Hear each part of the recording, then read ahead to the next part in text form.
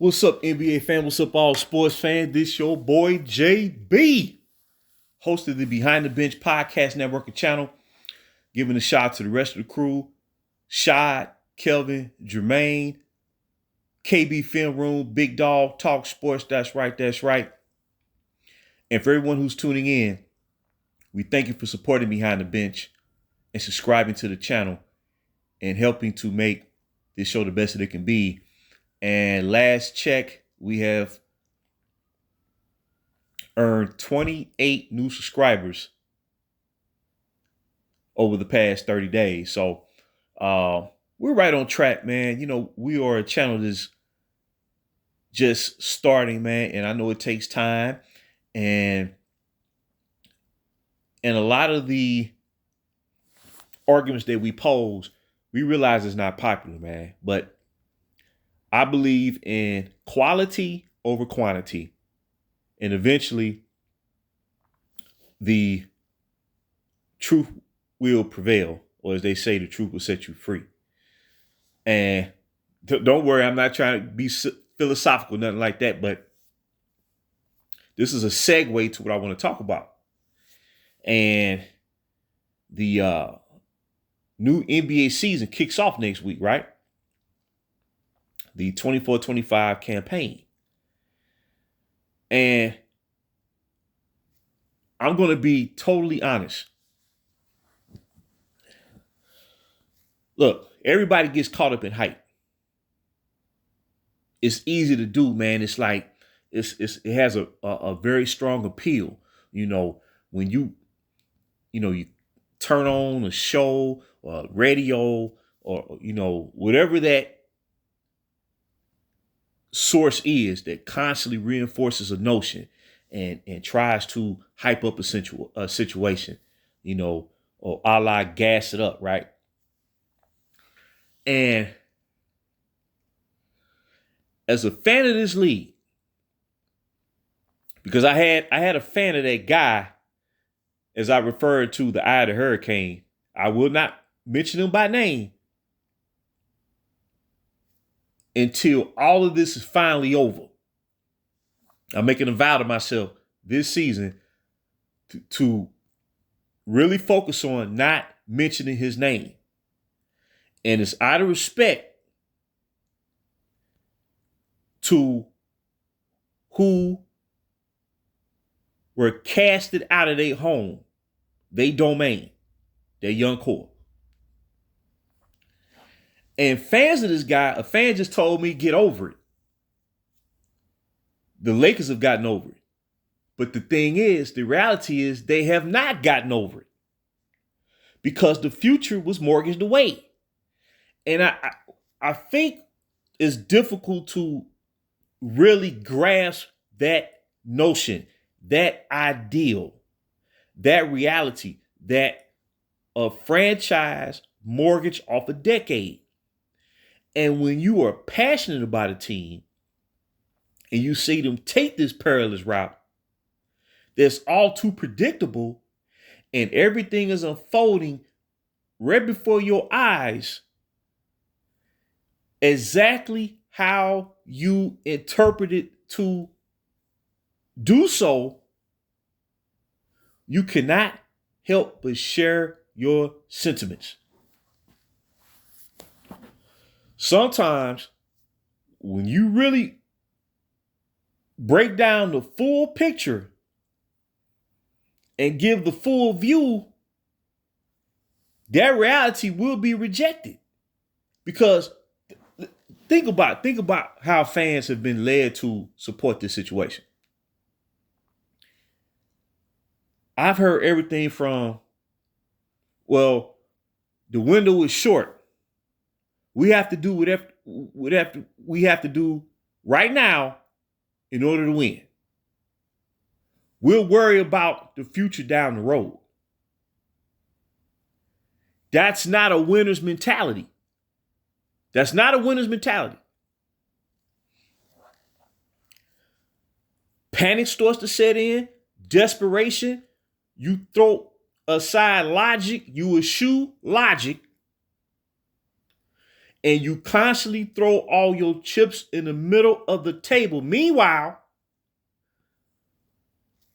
unforeseen to those who have been led to look at face value rather than the repercussions of what's going to happen down the road,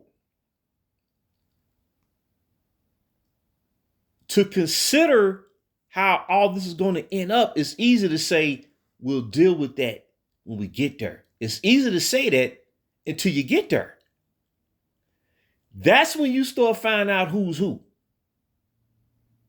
That's when you find out who's going to represent. And it's not going to be a lot of people. Guaranteed. Now, this is just not about the Los Angeles Lakers. This is about both teams in LA. Think about it. The summer 2019, we saw the Lakers mortgage the future for Anthony Davis. Right? And to show you that trade was so scrupulous in nature, as soon as 2 years after that trade was made, you already start hearing whispers of, should we trade AD? AD needs to be traded.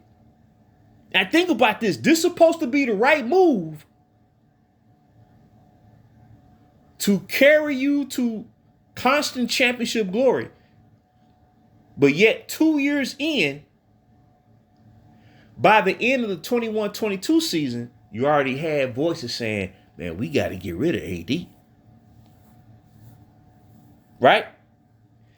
And the same summer, the Clippers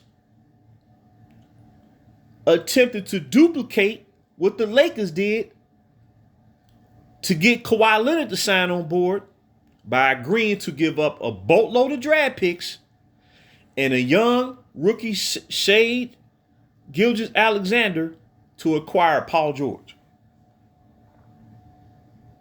Both teams essentially did the same thing, but the Lakers gave up the whole house. The difference is the Clippers were a team that was not starting over, but they established themselves as a playoff level team in 2019. Remember, they lost to Golden State in the first round in 6 games. They prepared to acquire 2 star free agents that offseason, just like Brooklyn did in the same offseason when they acquired Kevin Durant and Kyrie Irving.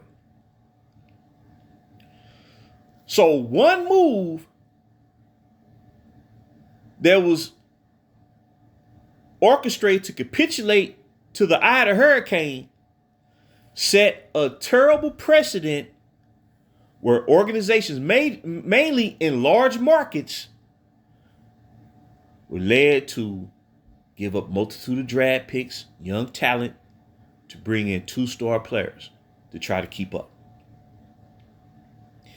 It looked real good. It's popular. It draws headlines, right? It's quote unquote box office. But see, my mind wasn't on box office. It was on the next decade.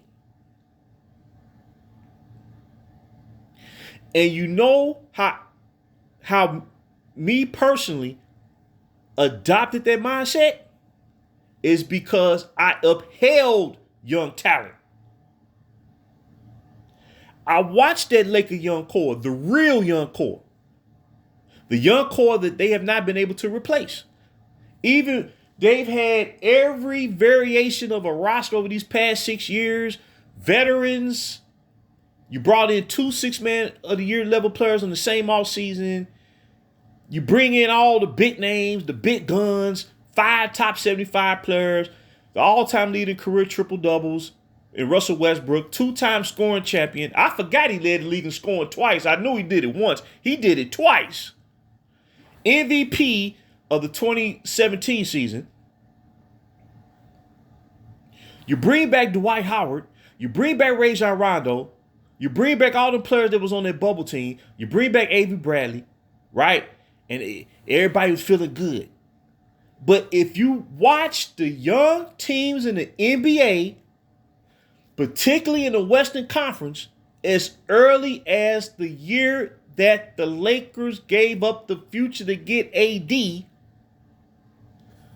remember, and I'm going to tell you that both LA teams on the verge of finding themselves on the outside looking in for the rest of this decade and beyond. And I'm finna show unequivocal proof. Let's go to the bubble. At the time, the Phoenix Suns, this before they got Chris Paul. This before they acquired Chris Paul via trade. During the seeding round of the bubble, that was the only team that won every game. That was the only team that won every game. So I was peeping that team out. The Memphis Grizzlies. Remember the Memphis Grizzlies with a young Ja Morant? They was one game away from advancing into the bubble playoff. And I believe they lost to Portland when Damian Lillard, Dame Dollar was, going nuts, scoring 55, 60 points, 58 points to push Portland to the playoffs as the A seed. So I was peeping Memphis. And the following year, Memphis beat Golden State in the play-in game, the second play-in game, to qualify and clinch that A seed. They beat Golden State. Okay, let me slow down. And they gave Utah Jazz, another young driven team with Donovan Mitchell, Rudy Gobert. Then they brought in some, nice veteran pieces like, they had Jordan Clarkson, who won Sixth Man of the Year, original Laker. Bojan Bogdanovic, Royce O'Neal, and they clinched the number 1 seed. They clinched the number 1 seed in the West. Not the Lakers, not the Clippers. But it gets even deeper. Neither team in LA finished in the top 2 seed. Phoenix won the number 1 seed. No. Utah finished with the number 1 seed in the West. Phoenix with the number 2 seed. But it gets even deeper. That was the same season. This was the year after the bubble when they condensed the schedule, had the 72-game truncated season. Denver had acquired Aaron Gordon. I've been watching Denver's progress too, as early as the eye of the Hurricanes' first year on the Lakers. That Denver team beat the Clippers in the bubble in 7 games, right? Now, they lost to the Lakers in 5 games. But if you go back to game 1, Nikola Jokic and Jamal Murray both assessed 3 fouls, personal fouls, that forced them to sit out the majority of the second quarter of the game. And the Lakers had control of it the rest of the way of their game. They take the 1-0 lead, and then Anthony Davis hit the game winner in game 2, if I'm not mistaken. But they was missing that power forward because at that time they had Paul Millsap as the starting 4, and he was much older, way past his prime. Once they got Aaron Gordon, they were ready. But what curtailed this season was when Jamal Murray suffered an ACL injury. It was a game against Golden State. I believe if Jamal Murray, when it got hurt, Denver would have went to the finals that year. So this is just me. When they got Aaron Gordon, the Clippers couldn't match up with him. Now the Lakers, I don't think the Lakers faced Denver the rest of that year at full strength after Jamal Murray got hurt. Denver or Phoenix were the two teams that you could sit. Utah was number one seed. What was holding Utah back, they was relying on the three ball too much. But it just showed that the young teams had already took over the conference. Neither the Lakers or the Clippers have finished in the top 2 seed or the top 3 seed in the West since 2020. This is going on the 24-25 season. Neither LA team has finished in the top 3 in the West. Now, the Clippers got James Harden last year, and they started off slow with James Harden. I think they lost like their first 4 games with James Harden in the lineup. Then they got hot because Kawhi Leonard was relatively healthy at the start of the season, and they went on. They was like they won like something like 27 out of their next 35 games, something like that, somewhere around that figure. And briefly, they took over first place in the West. And then they hit the lull. And the young teams kept forcing the issue, putting pressure on these veteran teams. That includes Phoenix too. The Phoenix Suns. The Phoenix Suns mortgaged away they team too. Getting rid of all the young cornerstone players. And all 3 of these teams got dusted in the first round. All 3 of them. Both LA teams and Phoenix got dusted in the first round. What would make people think that's going to change? But the reason I focus on both LA teams is because they play in the second largest media market in the NBA. And we could very well be looking at a situation where they're going to be out on the outside looking in for a long time, especially the purple and gold. Now, the Clippers, their championship window is probably closed because of Kawhi Leonard's injury situation. But because of, owner Steve Ballmer's willingness to, and he has the means to do so, to try to field the best team possible on a yearly basis, they'll be competitive throughout the regular season. Especially, they have their own arena now after all these years. They have their own arena. The problem is, man, that both LA teams are facing is what they gave up 5 years ago. That's the problem, man. And when you hear these so-called experts say, well, you got to do what you got to do right now to try to get it done, it's no guarantee. So you're better off building in the most logical sense to where you're going to have a long-standing run. Nobody's going to win a championship every year. All them years the Spurs was rolling with Tim Duncan, Manu Ginobili, and Tony Parker, they weren't winning every year. But they was in the hunt. They was in the conversation every year. At some point, you was going to have to beat them to get where you wanted to go. That's what you want in a team. That's ultimately what you want in a team. Because at least you're going to be in the hunt. If someone going to beat you, they going to have to beat you.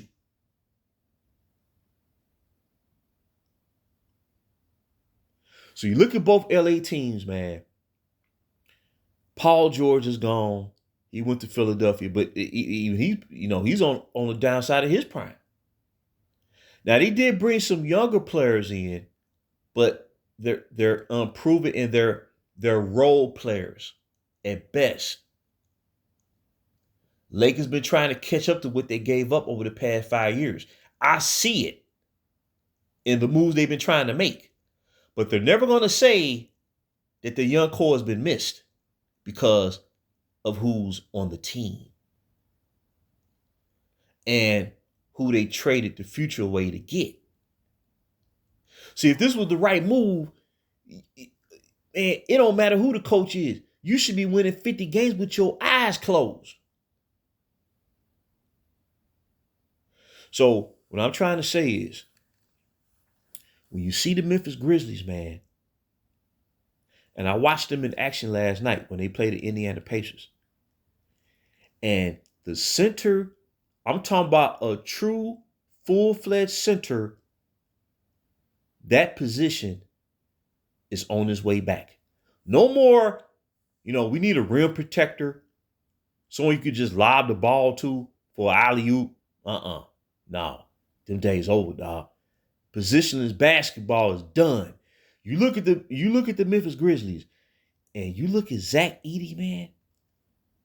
There's nowhere in the world a center. First of all, he's 7'3". He got great footwork. He can post up. He can score his back to the basket, and he already has a jump hook entering the league. And he's a defensive presence. If this was the 90s, the 2000s, the 80s, the 70s, he would have, in a year where a team was looking to draft a center with the number 1 pick, he would have been top billing. But in today's climate over the past 15 years, the position has been devalued so bad, teams only look for a center to either stretch the floor and shoot threes or to rim protect. Well, Memphis said, we don't need that. We want a real center. And I'm telling you, man, that Memphis team, you look at Oklahoma City, you look at Minnesota, Denver is still Denver. They got a prime Jokic. Murray, if he remains healthy, they're gonna be motivated after losing the playoffs and not achieving their goal of repeating. So, and then they brought in Russell Westbrook, give him energy coming off the bench or whatnot. That's 4 teams right there. Sacramento, Domantas Sabonis, he led the league. If I'm not mistaken, he led the league in triple doubles last year. That's 5, and they brought in DeMar DeRozan, which is an upgrade over Harrison Barnes. And Minnesota look like they may make another move to bring in another high caliber player because they just traded Jaden McDaniels to the Spurs. That's 6 teams right off the bat right there. Dallas, Luka Doncic is not even, technically in his prime, absolute prime years. You still got Kyrie Irving. They balanced that roster real good by bringing in P.J. Washington and then drafted Derek Lively the third last year, and then bringing in Daniel Gafford via trade. Then they brought back Spencer Dinwiddie, and if I'm not mistaken, they still have like Tim Hardaway Jr. Then they brought in Klay Thompson, right? So that's 7 teams right there. I'm not even mentioning both LA teams. I'm not even mentioning Phoenix, Houston, Alperen Sengun. Prior to injuring his knee, Houston was the hottest team in the Western Conference in the month of March. By the first half of March, they won something like 10, 11 straight games. And then he hurt his knee, and then, their season is kind of derailed after that. That's 8 teams. The Pelicans. If Zion Williamson can stay healthy and get to the playoff, that team can take off. And they brought in DeJounte Murray, 20 point per game, score at this position they guard. You still got Brandon Ingram there. He led that team to the playoffs twice with Zion Williamson out of the lineup. That's 8 to 9 teams right there, and I haven't even mentioned both LA teams. That shows you where the conference is at right now. So when all these so-called experts say, get rid of draft picks, do what you got to do, sacrifice your talent, I never believed in it because that formula is short-lived and is blindsided. You got a small window. So you raise it's like you put undue pressure on yourself, and then when it don't work out, someone got to take the hit. The Lakers are going on a 4th coach since they brought the Ida Hurricane to the team. Frank Vogel coached 1 year down there in Phoenix before they gave him his walking papers. The Clippers, Kawhi Leonard's 33 years old, and he's dealing with a degenerative knee. So the problem that these veteran teams are having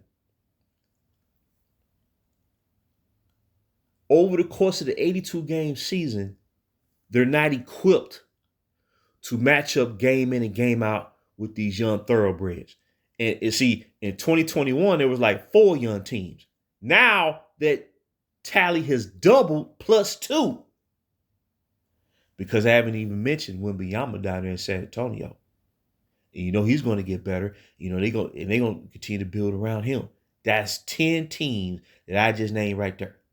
They have an upside. They have a future. They have assets they can make moves with. And the only thing that the Lakers got out of this situation was a bubble.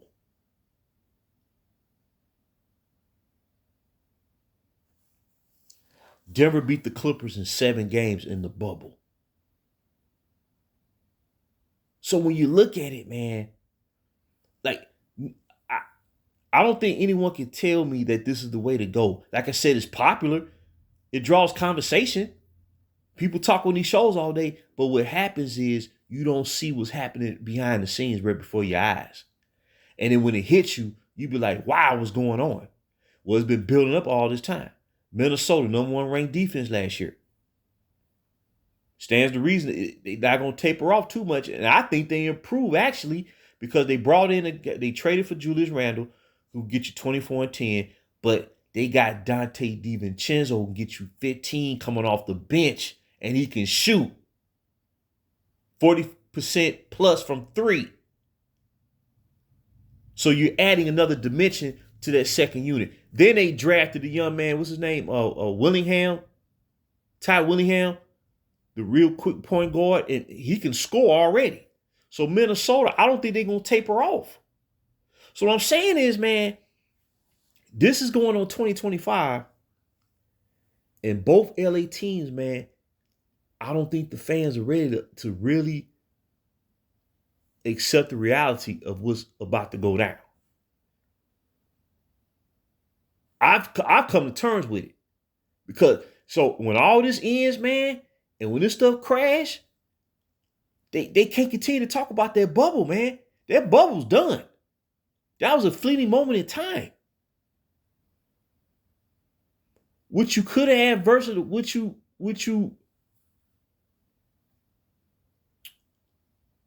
how can I say? You literally cheated yourself out of 10 years. That's what it comes down to. Of what could have been. Of what should have been. Of would have been. That's the trade-off. See, you can't make moves of this magnitude, man, and expect to roll for a long period of time and think, you know, star players going to continue to fall on your lap. Because when you look at the landscape, like I've been saying these past couple years, these young stars in the NBA, Donovan Mitchell, they were talking about Donovan Mitchell. Oh, man, you know, Lakers get Donovan Mitchell. You can go to this place. He re-signed with Cleveland. Why would he really want to lead there? They're a playoff team. They went to the conference semifinals last year. Took Boston to 5 games even when they had 2 starters out. And I think Mitchell missed one of those games due to injury. So he re-upped. Tatum just extended. Jaylen Brown extended last year. Luka locked in. Luka not finna leave Dallas. John Morant locked in. All these teams locking their stars in. They're not going anywhere. So both LA teams, man, I'm telling you, when you look at the picture and see the long-term view, you know exactly where they're going to be at when all this over. So, like I said, man, when someone tell me let it go, they won't be saying it when all this over. Them type of fans, they going to be long gone. They going to dip. And the reality going to be right there, staring everyone in the face. So I just want to drop that nugget. Until next time, JB for BTB, behind the bench.